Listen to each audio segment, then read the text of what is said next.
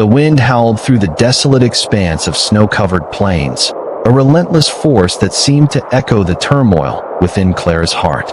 She had been left for dead, abandoned by those she once called neighbors, their accusations and fear branding her as an outcast. Bound and discarded in the unforgiving wilderness, Clara's hope waned with each passing moment, the cold seeping into her very soul. But fate had other plans. Through the blinding snow, a figure emerged, a lone warrior, his presence both commanding and enigmatic. Draped in furs and adorned with symbols unfamiliar to Clara, he approached with a quiet determination. Without uttering a word, he freed her from her bindings, enveloped her in warmth, and carried her away from the brink of death. This man, Takoda, became Clara's unexpected savior. His actions spoke volumes, conveying compassion and strength that transcended language. As they journeyed together, Clara's initial fear gave way to curiosity. Who was this man who risked his safety for a stranger? What compelled him to intervene? Their path led them to Takoda's village, a place teeming with life and traditions foreign to Clara. The community's watchful eyes followed her every move, their whispers a constant reminder of her outsider status. Yet, amidst the uncertainty, Clara found solace in Takoda's unwavering support. He stood by her, guiding her through the unfamiliar customs and bridging the gap between her past and this new reality.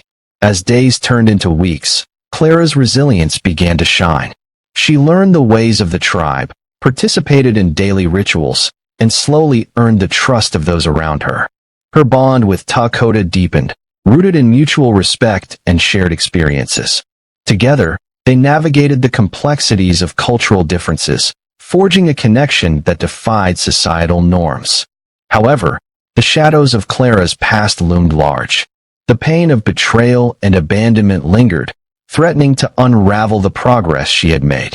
Whispers of dissent within the village grew louder, and external threats from her former community posed new dangers.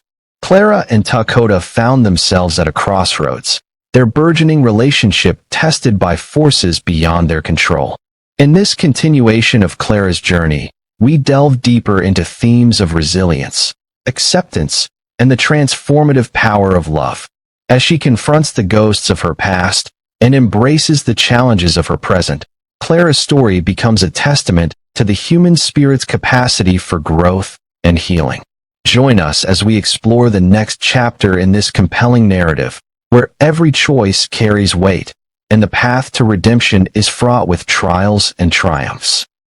Before we jump back and tell us where you're tuning in from, and if this story touches you, make sure you're subscribed because tomorrow I've saved something extra special for you. Clara opened her eyes to a soft, flickering light. The cold that had once gripped her bones was gone, replaced by the warmth of a fire and the faint scent of herbs hanging in the air. She was lying on a bed of animal furs inside a large, circular hut. The walls were made of stretched hides, and symbols she didn't recognize were painted along the top edges. She tried to sit up, but her body still ached from the cold. A gentle rustle alerted her. Takoda entered quietly, holding a wooden bowl filled with steaming broth. He knelt beside her, his expression calm. "You are safe," he said softly, speaking slowly, as though trying to match her language. "Rest. Eat." Clara took the bowl with trembling hands, overwhelmed. She didn't know where she was or how long she had slept, but the kindness in Takoda's voice gave her a sense of calm she hadn't felt in days. Outside the lodge, the village buzzed with life. Children's laughter mixed with the rhythmic pounding of corn being ground. Women wore brightly colored garments stitched with beads and shells. Men rode horses or tended fires. It was a world unlike any Clara had known. When she first stepped outside, villagers paused to stare. They spoke in a language she didn't understand, Cheyenne, she guessed, but their eyes said enough. Some looked curious, others wary, a few downright cold. Clara lowered her gaze, suddenly feeling like an intruder. Takoda stayed close, acting as a silent buffer between her and the others. He introduced her to an older woman named Naya, who became Clara's guide through the customs of the tribe. Though communication was difficult at first, Naya had a patient smile and used gestures and simple words to teach her. Eat, she said one day, offering roasted squash and dried meat. Wash, she said another, guiding Clara to the river with a woven basket of clothes. Clara learned slowly. She began to understand the rhythms of village life, how food was prepared, how clothes were made, how rituals were performed at sunrise and sunset. The people lived in harmony with the land, moving with the seasons, honoring their ancestors, and celebrating the spirit world in song and ceremony. Yet even as she learned, she felt the weight of being different. Some women whispered when she passed. Children stared and ran away giggling. A few men frowned openly, disapproving of her presence. Takota, however, remained unfazed. He would nod at the murmurs, offer no explanations, and continue guiding her. When she asked why he wasn't worried, he simply said, "They will see." Clara wasn't sure what they were supposed to see. She didn't feel strong. She felt like a ghost walking through someone else's world. But slowly, her body healed. The bruises faded. Her voice, once weak, returned with strength. She began to smile again. One evening, Naya handed her a needle and thread. She pointed at a piece of deer hide, and then at the beaded dress she wore. "Make," she said. Clara hesitated. She had never done beadwork before. Her stitches were uneven. The thread tangled. She pricked her fingers. But she kept at it. Day after day, she worked on the garment, and Naya would nod approvingly, correcting her gently when needed. It was through this act, something as simple as sewing, that Clara felt her first connection. The women began to acknowledge her. One even sat beside her in silence, working on her own dress. It wasn't much, but it was a beginning. Language was still a wall. Though Takota spoke some English, it wasn't enough to bridge every gap. Clara picked up words slowly, names of animals, objects, greetings. But even when words failed, emotions spoke clearly. She noticed how Takota's eyes softened when he looked at her, how he always made sure she had food, or stood beside her during village gatherings. One night, she asked him why he helped her. Takota paused, staring into the fire. "My sister," he said. "They left her too. A long time ago." He didn't say more, but the pain in his voice was unmistakable. Clara understood. Pain could link two people stronger than words. As winter turned to spring, Clara began to adapt, not just physically, but mentally. Her nightmares grew less frequent. The ache in her chest eased. She stopped counting the days since her abandonment. She was no longer just surviving. She was living. But still, there was a part of her that felt distant. This world, beautiful as it was, wasn't hers. Not entirely. She didn't understand all the rituals. She couldn't join in every chant. The memories of her child, her husband, and the betrayal still lived in the corners of her heart. And yet, there was something growing here, something she couldn't name. A bond. A new beginning. The kind that doesn't come with guarantees, but with possibility. Late one evening, as she sat beside the river, watching the moon's reflection shimmer on the surface, Takota joined her.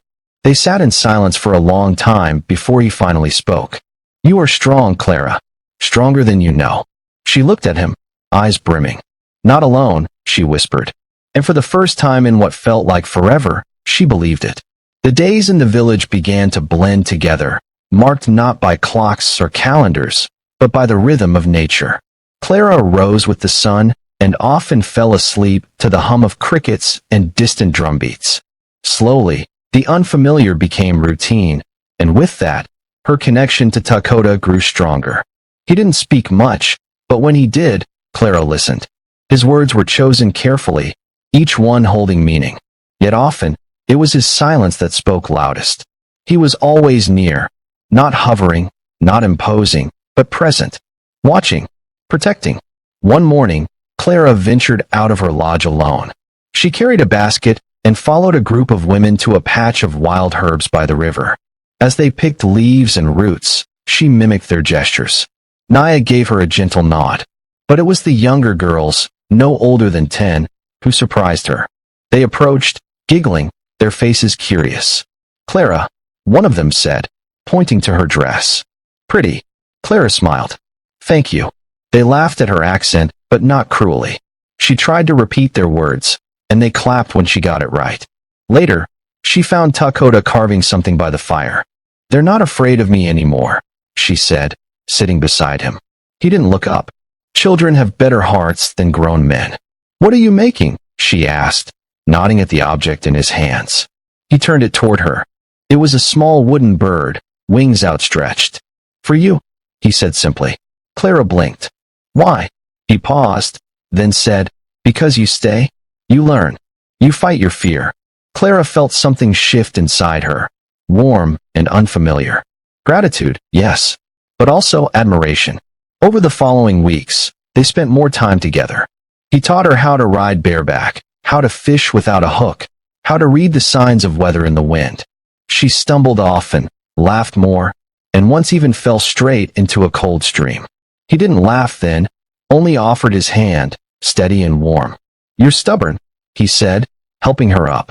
"I learned from the best," she replied, brushing the water from her sleeves. Trust came in quiet exchanges, like the night she found a wounded hawk near the edge of the village.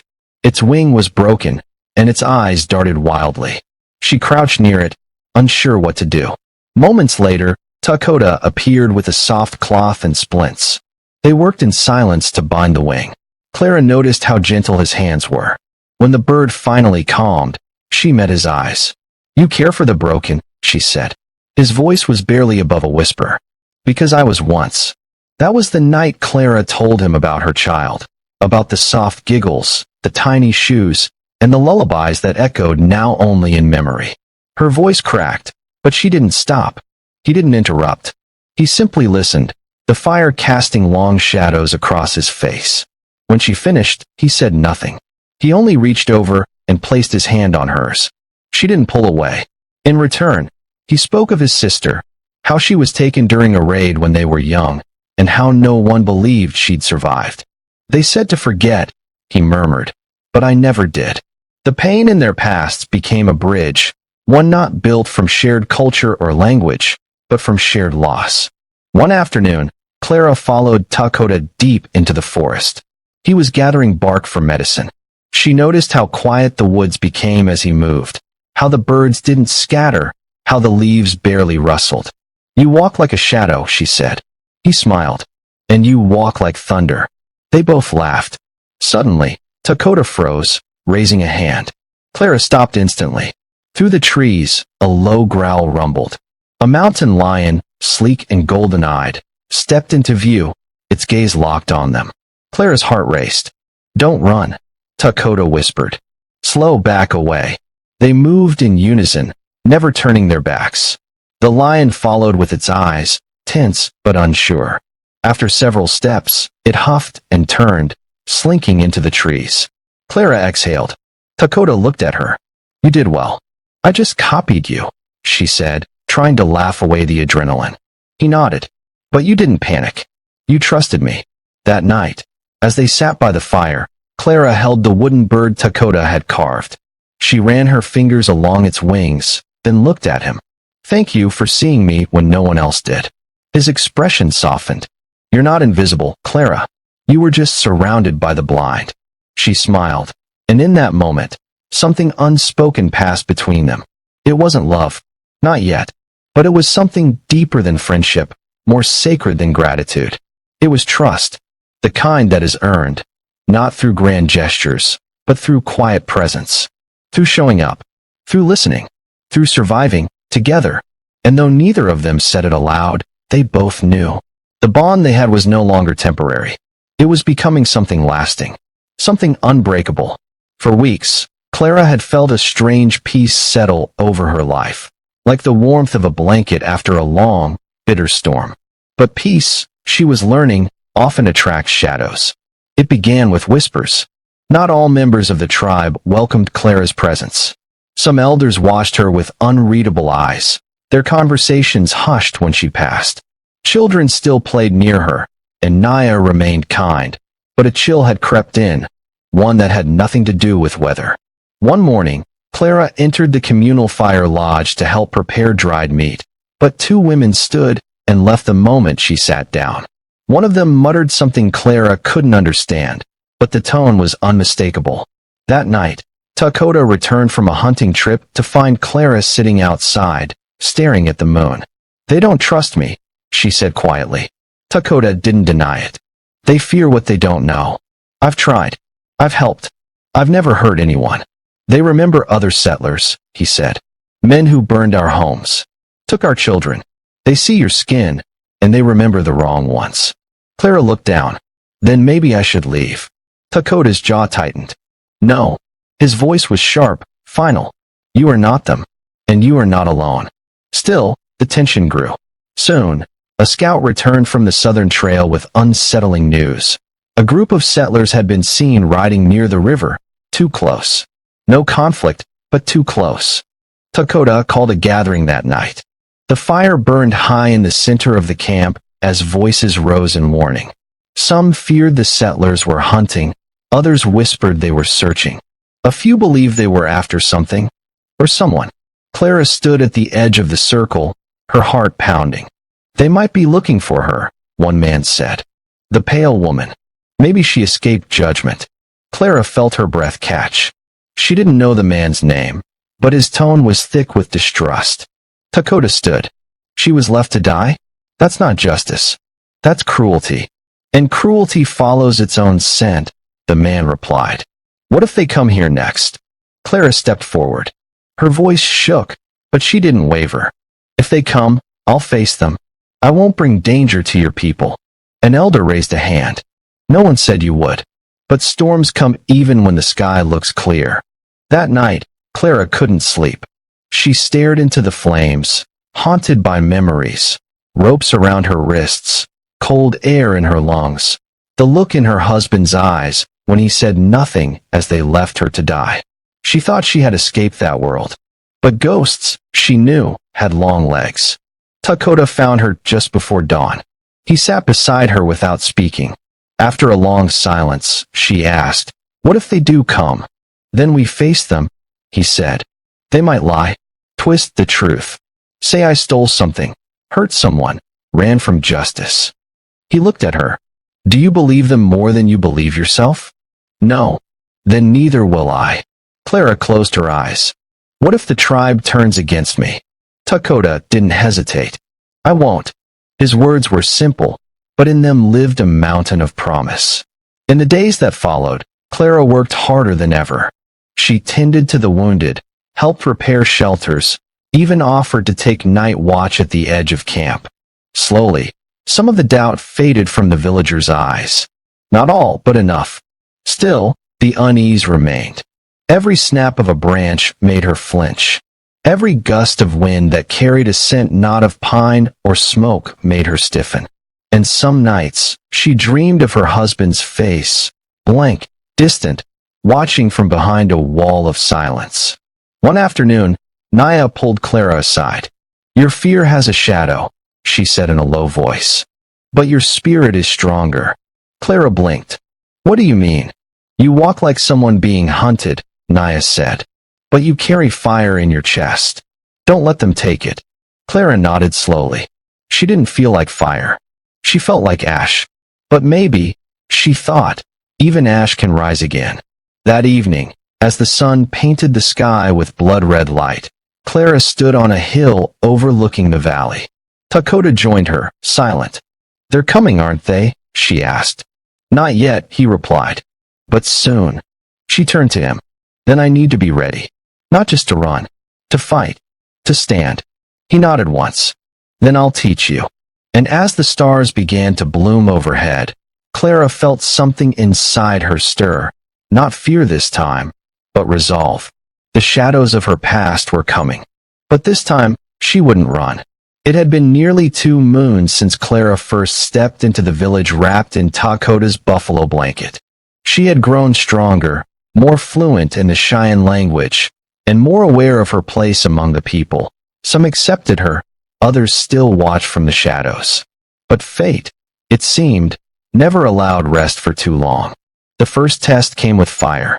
One dry morning, when the wind was sharp and restless, a child ran into the village screaming. Smoke. From the east. The forest was burning. Dakota and the hunters grabbed water skins, while the rest of the tribe formed lines to protect the perimeter. Clara didn't hesitate. While some stood frozen in fear, she grabbed a pail and ran toward the smoke. By the time she reached the blaze, it had begun to crawl through the underbrush, licking at the trunks of pine trees. A frightened boy was trapped near the edge of a gully, crying out for his mother. Clara didn't think. She dropped the bucket and ran through the smoke, her lungs burning. Flames curled around her as she slid down the slope and grabbed the boy in her arms. She heard someone shout her name. Dakota, maybe, but the roar of the fire was louder. Clara climbed with shaking legs, holding the child close, shielding his head with her shawl. They emerged through the smoke to a chorus of gasps. The boy's mother cried out and pulled him into her arms. Clara fell to her knees, coughing. That night, while the fire was finally tamed and the tribe gathered to rest, one of the elders approached Clara. "You ran into the fire for a child that wasn't yours," he said, placing a small carved figure into her palm. "A hawk. Now you are more than a guest." Clara held the hawk close. Her hands were blistered, but her spirit was warm. The second trial wasn't made of flame, but of silence. Days later, a small group of riders was spotted near the ridge. Dakota and a few scouts followed at a distance. When they returned, Dakota's face was grim. "It was them," he said. "Who?" Clara asked, heart beginning to race. "Your people." He described 2 men and a woman, settlers from the nearby territory. One of them matched the description of her brother-in-law, Paul, the man who had helped tie her to the horse and said she was cursed. "They're looking," Dakota said. "For you." Panic gripped Clara's chest. "Did they see you?" "No, but they're close." Clara walked away from the fire that night and found herself standing in the same clearing where she'd first seen Dakota's face through the snow. She felt that same weight now, the helplessness of being hunted, judged, misunderstood. She was still there when Dakota joined her. "I thought I left that life behind," she whispered. "But it's still chasing me." Dakota stood beside her. "Maybe it's time to stop running." "What are you saying?" "I'm saying you may have to face them. Not just for you, but for the tribe. They fear what they don't know. Let them see who you are now." A few days passed before fate forced Clara's hand. A wagon appeared at the edge of the woods. It didn't come alone. 2 horses, 3 men, one of them Paul. They entered the village clearing uninvited, guns holstered but visible. The tribe gathered quickly, silent, watchful.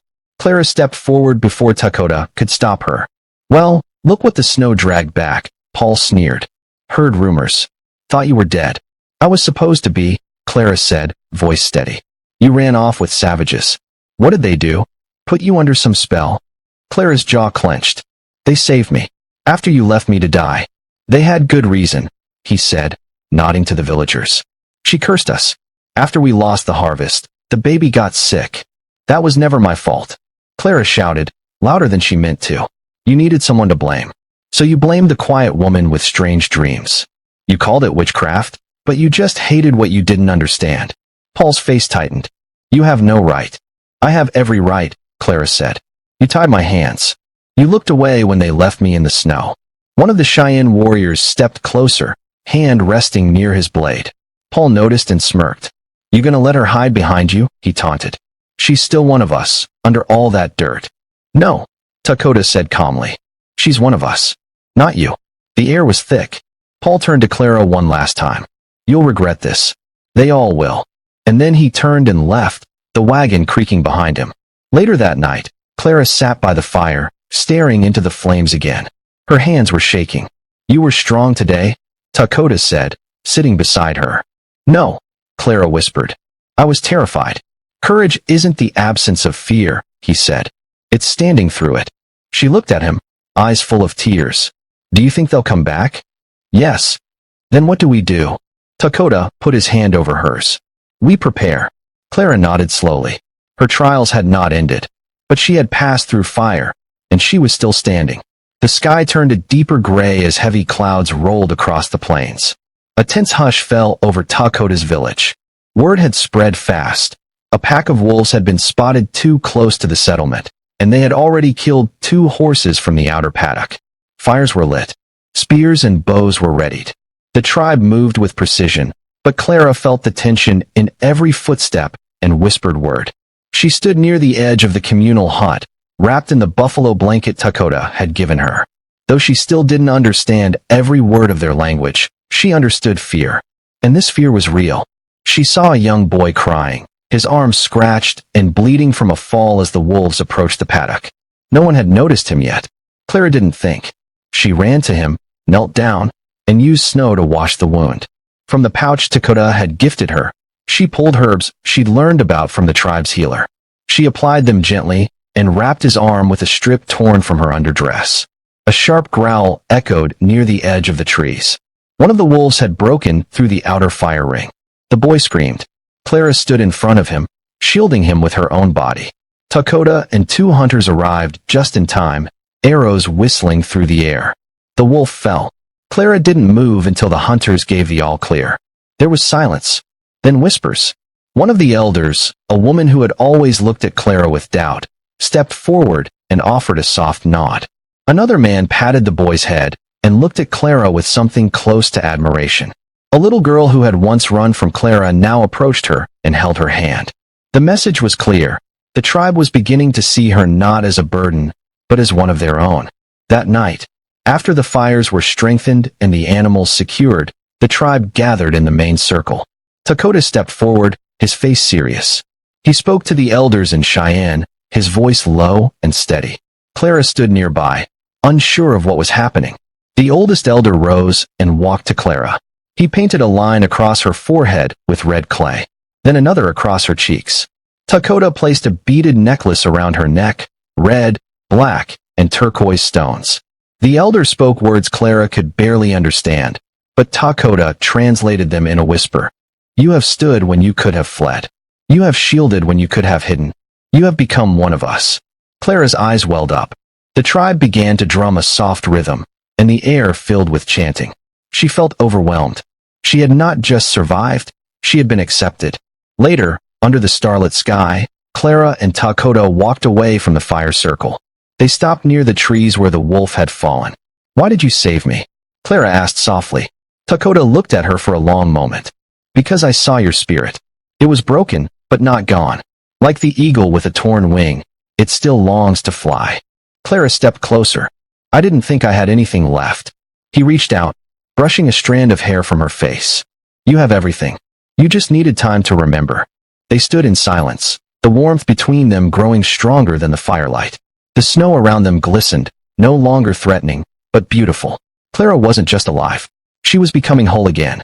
Clara stood at the edge of the riverbank, her reflection wavering in the rippling water. The woman who stared back at her wore deer-hide clothing, her hair braided in the style of the Cheyenne women, and her neck adorned with beads gifted to her by the elder women of the village. She barely recognized herself, and yet, for the first time in what felt like years, she felt whole. In the weeks since the ceremony, life had taken on a new rhythm. Clara was no longer an outsider hiding in the shadows. She was present, visible.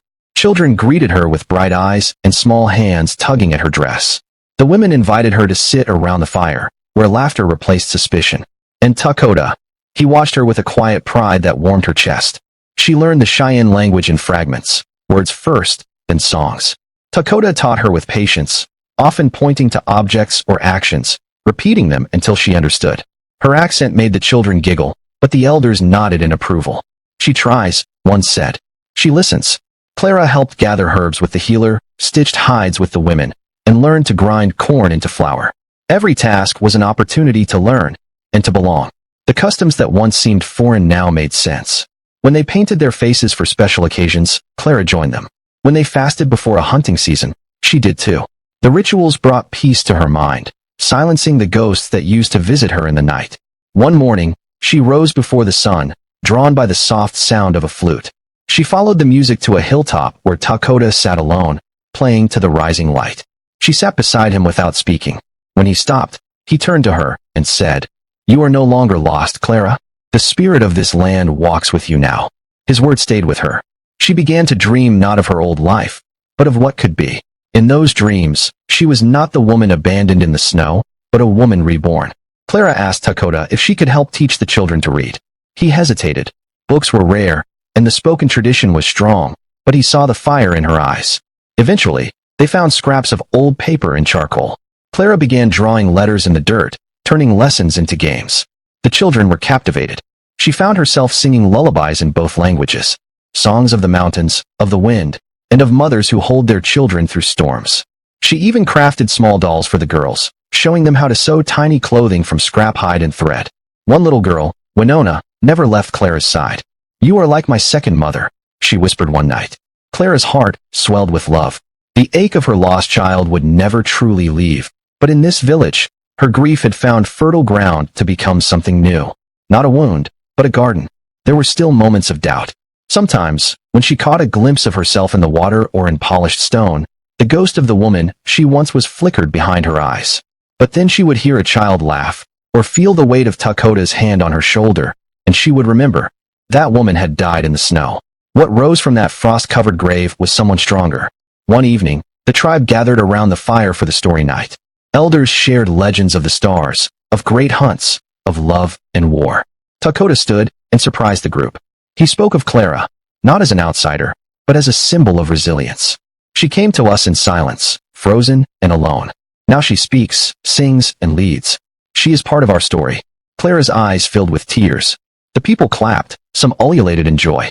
A young boy handed her a feather, painted red, symbolizing rebirth. She accepted it with trembling hands.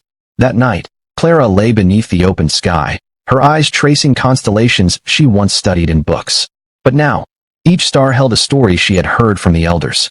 She was no longer searching for a way back. She had found a way forward. She had found home. The snow fell again, soft, slow, and quiet. But this time, Clara was not lying in it, frozen and forgotten. She stood beside Dakota at the edge of the hill, looking out over the village she now called home. Smoke rose gently from the huts, and laughter echoed faintly through the cold air. The same snow that once symbolized her death had become the backdrop for her rebirth. Clara thought back to that day, the day she was left to die, her body weak, her soul broken, her hope stripped away by fear and betrayal. She had not expected to survive, and certainly not to live again with such purpose, such belonging. But the world had a strange way of choosing its moments. Just when she had given up, it had given her a second chance. Dakota had never spoken much about why he saved her that day. Perhaps he didn't know himself. But as the seasons passed and their bond deepened, Clara realized it didn't matter. What mattered was what they built from that moment onward. Their connection had not come easily. At first, it was built from necessity, trust forged through survival. But over time, it became something sacred. They spoke in a language of looks, of gestures, of shared silence beneath the stars. Where words failed, their hearts understood. And through that connection, they built something rare, an unspoken promise of protection, of respect, of love. Love, Clara had learned, was not always loud. It didn't always come with grand declarations or endless poems.